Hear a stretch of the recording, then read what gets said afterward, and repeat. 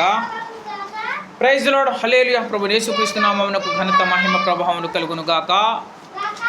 Bible గ్రంథంలో నుండి మనం ఒక ముఖ్యమైన వాక్య భాగమును, వాక్య భావమును, వాక్య సందేశమును, వాక్య సారమును మనము స్టడీ చేద్దాము. బైబిల్ గ్రంథాలను తీసి మనం ఒకసారి చదువుదాము.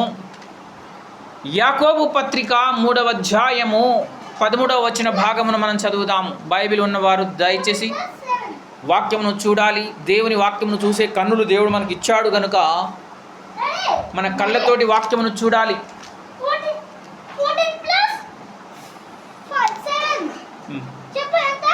నేను తర్వాత లెసన్ చెప్తాను చెప్పినా నీకు. తర్వాత లెసన్ చెప్తా, ప్రార్థన అయిపోయిన తర్వాత. ఆగు, కూర్చో. హల్లెలూయా. యేసే నామమునకు మహిమ కలుగును గాక.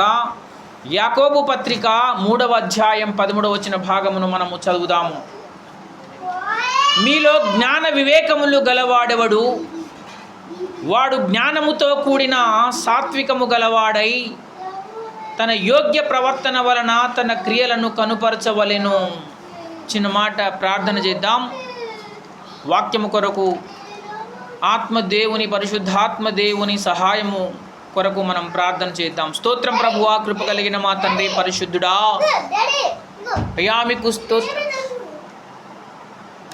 మీకు స్తోత్రం చెల్లిస్తూ ఉన్నాం. సర్వశక్తిమంతుడమైన పరిశుద్ధాత్మ దేవా, మా గురువుగా, బోధకుడిగా, నాయకుడిగా మీరు దిగివచ్చి చదువబడిన లేఖన భాగము ద్వారా మీరు మాతో మాట్లాడి మమ్మ దర్శించి నీ వాక్య సత్యమును మాకు బయలుపరిచి నీ రక్తము చేత మా మనస్సులను, ప్రాణాత్మ దేహములను కాల్చి పూర్ణ స్వస్థత దాయిచేసి దీవించి ఆశీర్వదించి మమ్మను సర్వసత్యములోనికి నడిపించమని అనంతుడైన యేసయ్య నామములో అడిగి వేడుకొనుచున్నాము తండ్రి.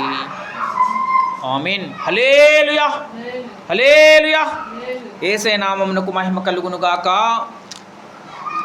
బైబిల్ గ్రంథము మనకొక ప్రాముఖ్యమైనటువంటి సత్యమును, సందేశమును, సమాచారమును, విషయమును, భావమును, సారమును, ఒక ముఖ్యమైనటువంటి సత్యమును తెలియజేస్తూ ఉన్నది అన్నమాట. మనము చదివిన లేఖన భాగము ఏమని మనతో మాట్లాడుతూ ఉన్నది అంటే మరలా ఒకసారి చదువుదాము, చూడండి. యాకోబు పత్రిక 3:13 మీలో జ్ఞాన వివేకములు గలవాడెవడు? వాడు జ్ఞానముతో కూడిన సాత్వికము గలవాడై తన యోగ్య ప్రవర్తన వలన తన క్రియలను కనుపరచవలెను. ఈ లేఖనము ద్వారా దేవుడు మనతో 2 ముఖ్యమైన విషయాలు చెబుతూ ఉన్నాడు. ఒకటి, దేవుడు మనతో చెబుతున్న ఒక విషయం. 2 ముక్కలు మనం నేర్చుకొని ఈ యొక్క ప్రార్థన కూడికలో మనం ముందుకు సాగుదాము.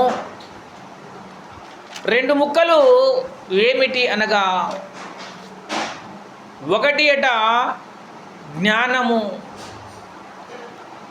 ఒకటి ఏమిటంటే జ్ఞానము అట. మీలో జ్ఞాన వివేకములు గలవాడెవడు? మీలో జ్ఞానం ఎవనికి ఉన్నది అని లేఖనము ప్రశ్నిస్తూ ఉన్నది అన్నమాట. జ్ఞానము అనే విషయము బైబిల్ గ్రంథములో ఒక ప్రత్యేకముగా చూడదగినటువంటి విషయం అన్నమాట. జ్ఞానము అనేది, జ్ఞానము అంటే ఏమిటో తెలుసుకోవాలి అన్నమాట. బైబిల్ గ్రంథము జ్ఞానమును గూర్చి బోధిస్తూ ఉన్నది, జ్ఞానమును గూర్చి చెబుతూ ఉన్నది అన్నమాట. జ్ఞానము అంటే ఏమిటో డిఫైన్ చేస్తూ ఉన్నది, నిర్వచిస్తూ ఉన్నది బైబిల్ గ్రంథము అన్నమాట. జ్ఞానము అనేది అవసరము. జ్ఞానము అవసరము మనిషికి. రే కిన్నే ఎందుకురా? జ్ఞానము అనేది మనిషికి అవసరము అన్నమాట.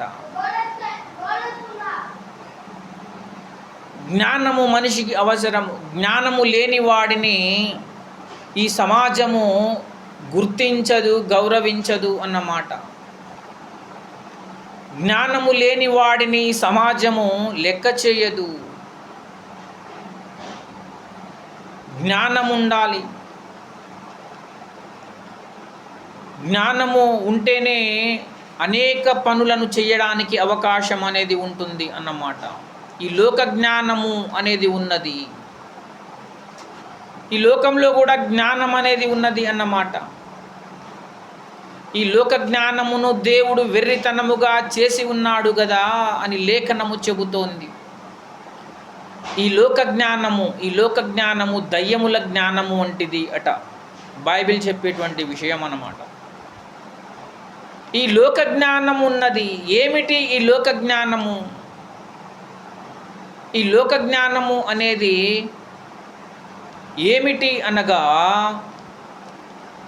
సత్యమును రిజెక్ట్ చేసేటువంటి జ్ఞానము, యేసును అంగీకరించనటువంటి జ్ఞానమంతా కూడా ఈ లోక జ్ఞానమే అన్నమాట. యేసును అంగీకరించలేకపోయావు, మిగతా ఉన్న జ్ఞానం అంతా కూడా అది ఈ లోక జ్ఞానమే. యేసును రిజెక్ట్ చేయడానికి అన్వేషణ చేస్తూ ఉన్నారు. దేవుడు చెబుతూ ఉన్నాడు కీర్తనల గ్రంథములో,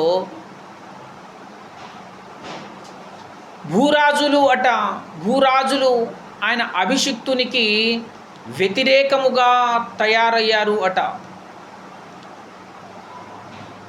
యేసు ప్రభు వారికి వ్యతిరేకముగా భూరాజులు, అధికారులు ఉన్నారు అట. అదే వారు ఉన్నటువంటి ఆ వ్యతిరేకముగా ఉన్నటువంటి ఏ జ్ఞానమును ఆధారము చేసుకొని యేసు ప్రభు వారిని వారు వ్యతిరేకిస్తున్నారో అదంతా కూడా ఈ లోక జ్ఞానము అన్నమాట. వారు ఈ లోకాధికారులు, ఈ లోకములో ఉన్నటువంటి జ్ఞానులు, ఈ లోక జ్ఞానము కలిగిన వారు అన్నమాట. సామెతల గ్రంథంలో చెప్పబడుతూ ఉన్నది, జ్ఞానమును సంపాదించుకొనుము అనే లేఖనము బైబిల్ గ్రంథం మనకు ఉద్బోధిస్తూ ఉన్నది అన్నమాట. జ్ఞానమును సంపాదించుకొనుము, విజ్డమ్ అనేది కావాలి అన్నమాట. జ్ఞానమును సంపాదించుకొనుము అని లేఖనం మనకు చెబుతూ ఉన్నది. జ్ఞానము మనకు కావాలి, అయినా ఈ లోక జ్ఞానం అనే వెర్రితనమైనటువంటి జ్ఞానము కూడా ఉన్నది అన్నమాట. దయ్యముల జ్ఞానం ఉన్నది.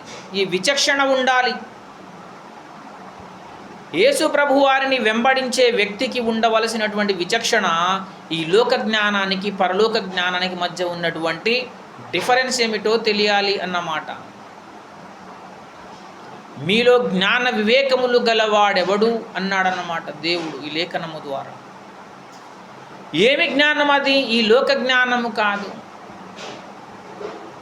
ఈ లోక జ్ఞానము ప్రకృతి జ్ఞానము కాదన్నమాట. ప్రకృతి అనేది ఉన్నది.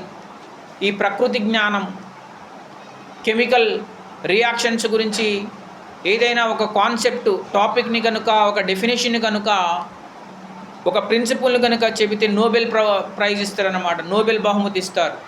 దేనికోసము అంటే ఒక కెమికల్ రియాక్షన్ అనేది ఇలా ఉంది అని ఒక కొత్తగా కనిపెట్టినటువంటి అంశం అన్నమాట. దానిని బట్టి నోబెల్ బహుమతి ఇచ్చేవారు ఉన్నారన్నమాట. ఇది లోక జ్ఞానము. ఈ లోక జ్ఞానము ప్రకృతి జ్ఞానము అన్నమాట. ఇంకా ఈ లోక తత్వజ్ఞానములో నైపుణ్యం కలిగిన వారు ఉన్నారు.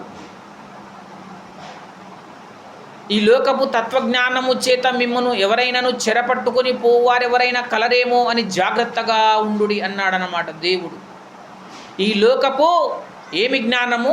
తత్వజ్ఞానము అట. ఈ లోక తత్వజ్ఞానం అనేది ఉన్నది. దానిని బట్టి మిమ్మును ఎవడైనా చెరపట్టుకొని పోవారు ఎవరైనా కలరేమో అని జాగ్రత్తగా ఉండండి అన్నాడు దేవుడు. ఈ లోక తత్వజ్ఞానం ఏమిటి? ఫిలాసఫీ అన్నమాట. ఏమి ఫిలాసఫీ ఉన్నది? ఇజమ్స్, భావజాలములు ఉన్నాయి, ఐడియాలజీ అనేది ఉన్నది అన్నమాట. బుద్ధిజం, బౌద్ధయిజం, బౌద్ధ భావజాలము అన్నమాట. హిందూ భావజాలం, ఇస్లాం భావజాలం, తర్వాత ఇంకా నాస్తికవాదము, హేతువాదము, ఇలా అనేకమైన వాదములు, జొరాస్ట్రియనిజం, ఇలా అనేకమైన వాదములు ఉన్నవి అన్నమాట. ఐడియాలజీస్ ఉన్నాయన్నమాట, భావవాదములు ఉన్నవి. వీటి ద్వారా మిమ్మల్ని ఎవరైనా చెరపట్టుకొని పోవు వారెవరైనా కలరేమో అని జాగ్రత్తగా ఉండమన్నాడు అన్నమాట దేవుడు. ఈ తత్వజ్ఞానం ఇదంతా కూడా ఈ తత్వజ్ఞానాన్ని ఈ లోకము పెట్టిన పేరు దైవాన్వేషణ, సత్యాన్వేషణ అని పేరు పెట్టారన్నమాట వారు.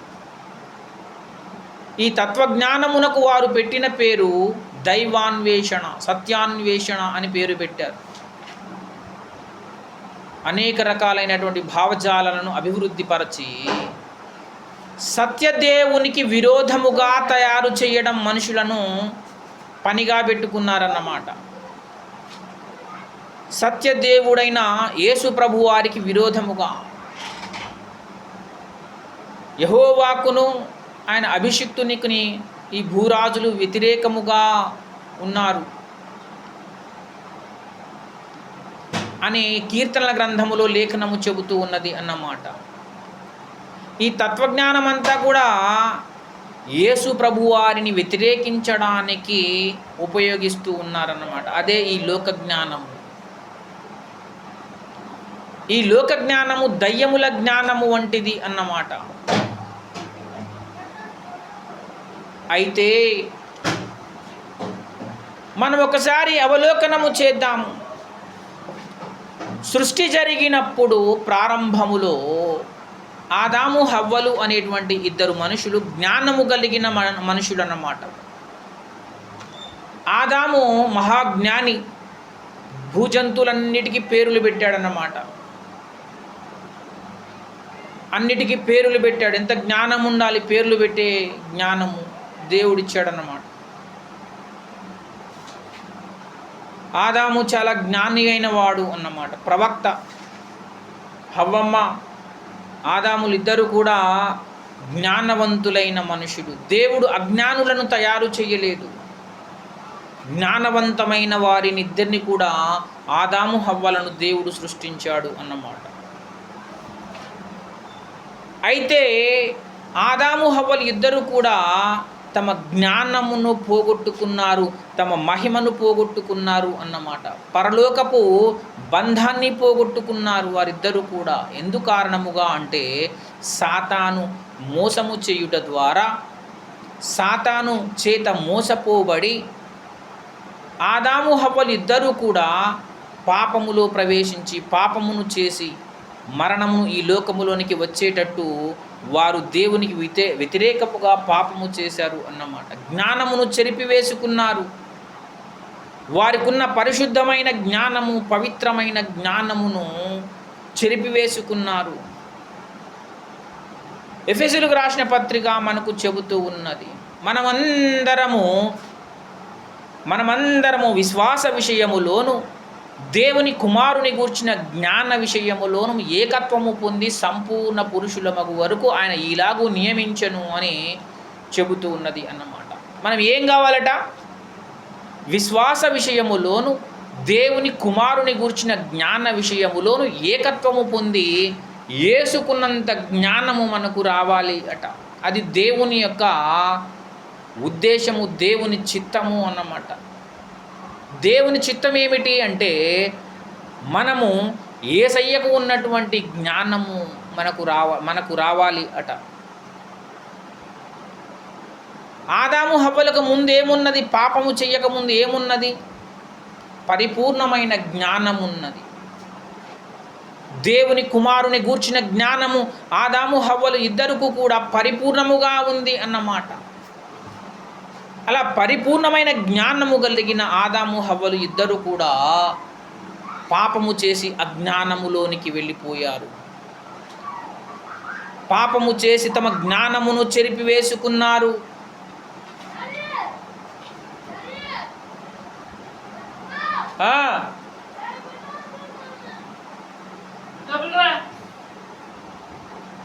ఏ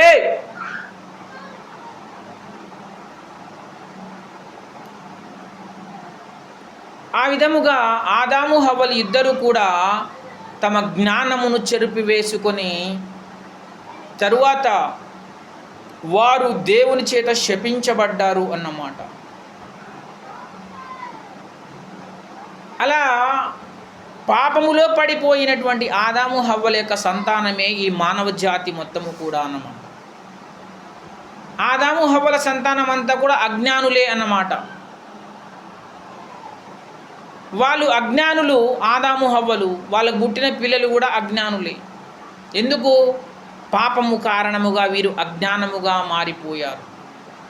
జన్మ పాపము, కర్మ పాపము చేత ఆదాము హవ్వలు ఇద్దరు కూడా అజ్ఞానులుగా మారిపోయినట్లుగా వారికి పుట్టిన సంతానం అంతా కూడా ఈ యొక్క పాపము కారణముగా, జన్మ పాపము, కర్మ పాపము కారణముగా వారు కూడా అజ్ఞానులుగా మారిపోయారు అన్నమాట. లేఖనము చెబుతూ ఉన్నది, దేవుని యొక్క వెర్రితనం అట మనుష్య జ్ఞానము కంటే జ్ఞానము గలది అట. అంటే మనుష్య జ్ఞానము కంటే జ్ఞానము గలది అంటే మనిషికి చాలా తక్కువ జ్ఞానం ఉన్నది అని లేఖనము చెబుతోంది అన్నమాట. దేవుని యొక్క చిత్తము కనీస విషయాలు, దేవుని గూర్చిన కనీస విషయాలు కూడా మహామేధావి అయిన మనిషికి కూడా అర్థం కానంతగా అజ్ఞాని అన్నమాట మనిషి అనేవాడు అని ఆ లేఖనము మనతో చెబుతూ ఉన్నది. ఎందుకంత అజ్ఞానిగా మారిపోయాడు మనిషి అంటే ఆదాము హవ్వలు ఇద్దరూ చేసినటువంటి పాపము కారణముగా అన్నమాట. అలా మనిషి అనేవాడు అజ్ఞానిగా మారిపోయాడు. పాపము చేత, మీ అపరాధముల చేతను, పాపముల చేతను మీరు చచ్చిన వారై ఉండగా ఆయన మిమ్మును క్రీస్తుతో కూడా బ్రతికించెను. అజ్ఞానము, పాపము కారణంగా వచ్చిన అజ్ఞానము కారణముగా మనుషులు చచ్చిపోయారు అట. మీ అపరాధముల చేతను, పాపముల చేతను మీరు చచ్చిన వారై ఉండగా. ఈ పాపము కారణముగా, అజ్ఞానము కారణముగా మనిషి ఆత్మీయంగా చచ్చిపోయాడన్నమాట. దేవునికి దూరం అయిపోయాడు. దేవునికి మనిషికి మధ్య ఉన్న బంధము తెగిపోయింది అన్నమాట.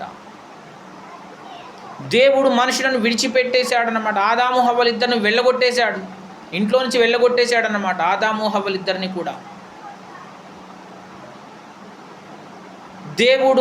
దేవుడు మనుషులను వెళ్ళగొట్టి వారిని శపించాడు.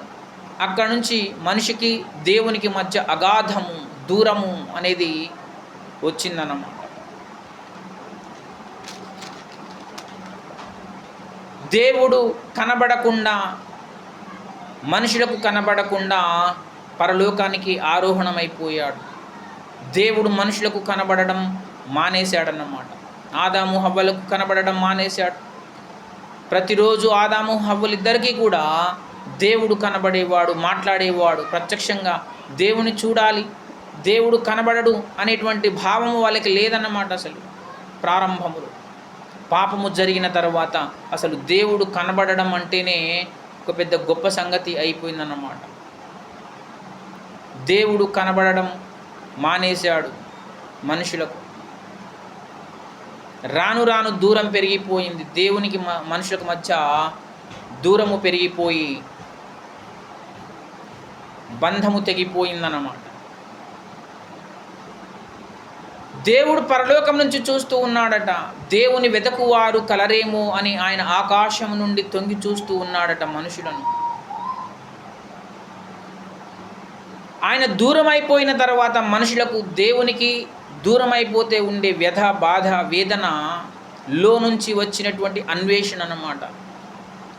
దేవుడు కనబడాలి అని, దేవునితో బంధం ఉండాలి అని మనిషి అన్వేషణ మొదలుపెట్టాడన్నమాట. అలా అన్వేషణ మొదలుపెట్టినటువంటి మనిషి అనేకమైన తత్వజ్ఞానాలు, తత్వ విషయాలు చెప్పుకుంటూ వచ్చాడన్నమాట.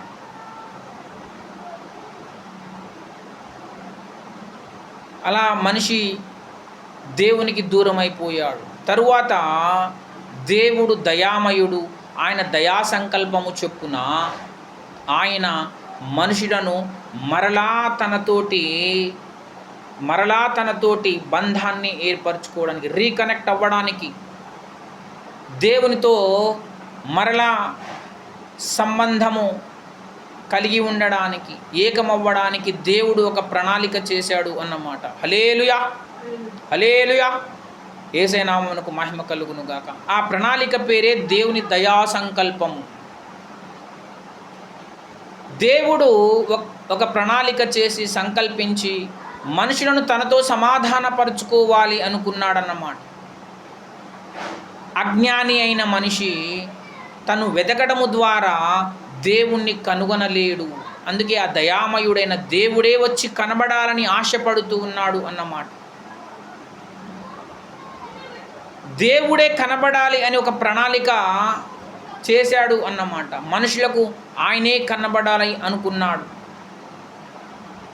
వీళ్ళు వెతకడం కాదు, నేనే కనబడాలి మనుషులకు అని దేవుడు ఒక ప్రణాళిక ద్వారా మనుషులను తిరిగి తనతో సమాధానపరుచుకోవడానికి వచ్చాడు అన్నమాట. హల్లెలూయా, హల్లెలూయా. యేసయ్య నామమునకు మహిమ కలుగును గాక. ఆ సంకల్పంలో భాగమే ప్రభు అయిన యేసుక్రీస్తు వారు ఈ భూమి మీదకి వచ్చారు అన్నమాట.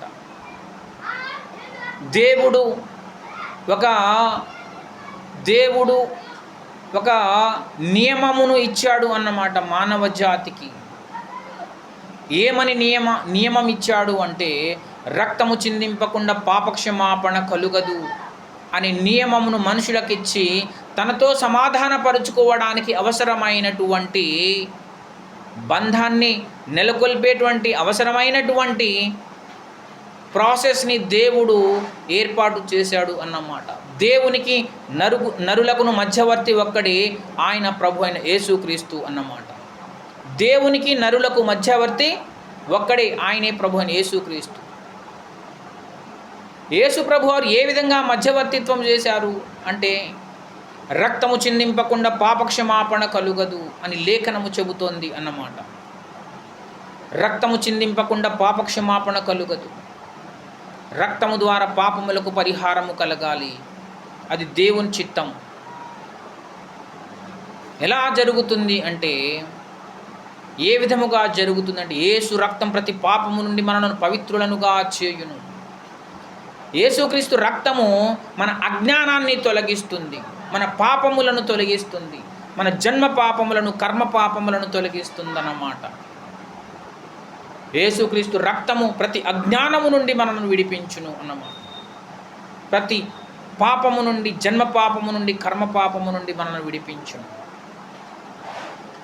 ఆ విధంగా దేవుడు మనిషికున్న అజ్ఞానాన్ని తొలగించి తనతో సమాధానపరుచుకోవాలి అని సంకల్పించాడు అన్నమాట. యేసు ప్రభు వారి ద్వారా దేవుడు మానవ జాతిని తనతో సమాధానపరుచుకోవడానికి అవసరమైన నిబంధనను దేవుడు చేశాడు అన్నమాట. రక్త నిబంధన, యేసు రక్త నిబంధన అన్నమాట. హేబేలు కంటే మరి శ్రేష్టముగా పలుకు ప్రోక్షణ రక్తమునకు మీరు వచ్చి ఉన్నారు అని